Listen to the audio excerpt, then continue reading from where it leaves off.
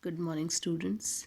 Today we are going to study our next new unit number 10 of detection and detectives. Here we are going to study about detection and detectives. Do you know who is a detective? I think everybody knows who is detective. What does he do? They solve the cases. How does he try to find out about the culprit? How they find out the culprits, and who is Sherlock Holmes? So today we are going to study a chapter, a story about detective. The name of the story is The Daffodil Case. And this Daffodil Case is written by Ruskin Bond. Okay. It was a foggy day in March that found me idling along Baker Street with my hands in my raincoat pockets. Now it was a foggy day in the month of March, and I was idling without any work. I was moving Baker Street with my hands in my raincoat pocket. Hands are in raincoat pockets. Threadbare scarf wound around my neck because it is foggy. Fog is there, that is cold time. So scarf is the person is wearing scarf also. And two pairs of socks. That means it's cold. That's why two pairs of socks on my feet. The BBC had commissioned me to give a talk on village life in northern India. Now in BBC, the work was given to talk about the village life in northern India. Okay, and ambling, underline, it's a new word. Threadbare, ambling, ambling along Baker Street in the fog. Now, what is this ambling? Ambling means moving. Already, the meaning is given at the back. Walk or move at a slow pace. Slowly you are walking. Relax way you are walking. So the person is walking Baker Street in the fog time.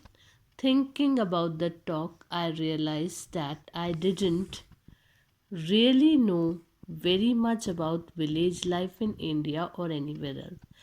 Now he was thinking that I doesn't know more about village life and that life of India, especially India or anywhere else.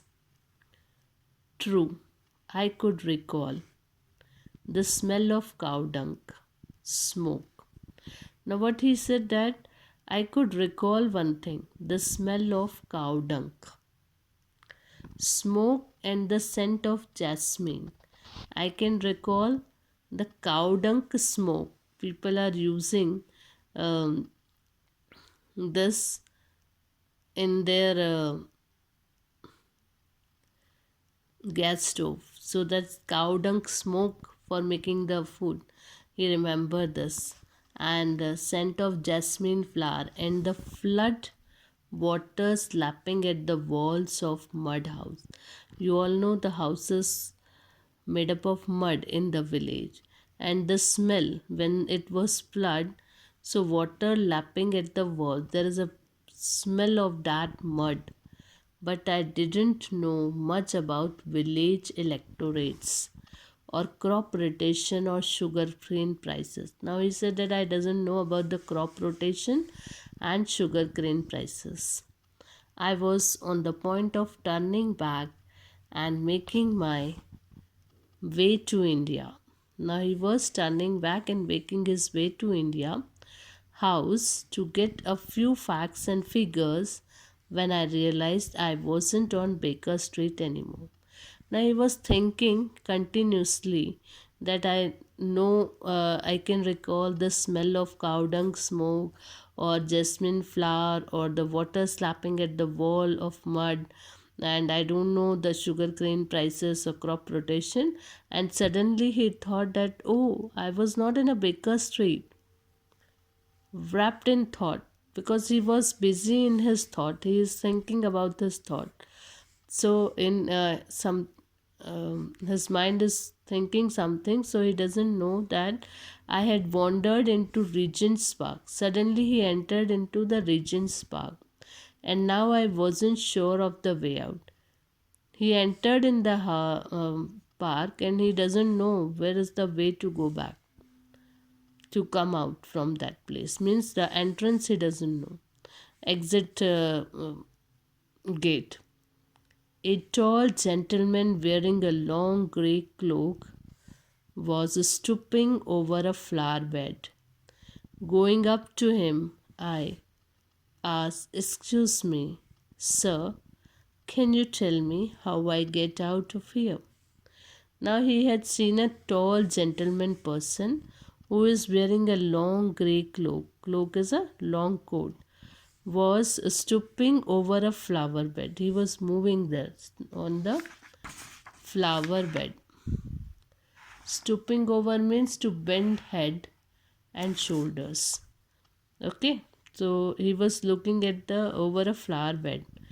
Going up to him, I asked, "Excuse me, sir." Now he asked him that, "Sir, can you tell me how I could get out of here?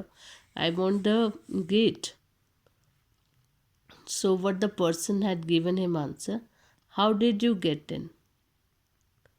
Now tell me how you get in, then I'll tell you what is the way of going out." He asked me in an impatient tone. In a very impatient tone, he said to me, "How did you get in?" He asked him. And when he turned and faced me, I received quite a shock. And when he turned his face, he turned, and when I had seen his face, I am shocked to see he wore a pigged hunting cap. He is having a pigged hunting cap. You are able to see. This is a pigged hunting cap. And in one hand, he held a large magnifying glass. Large magnifying glass is there. A long curved pipe hung from his sensuous lips. You are able to see this pipe hung from his sensuous lips. He, now page number 171.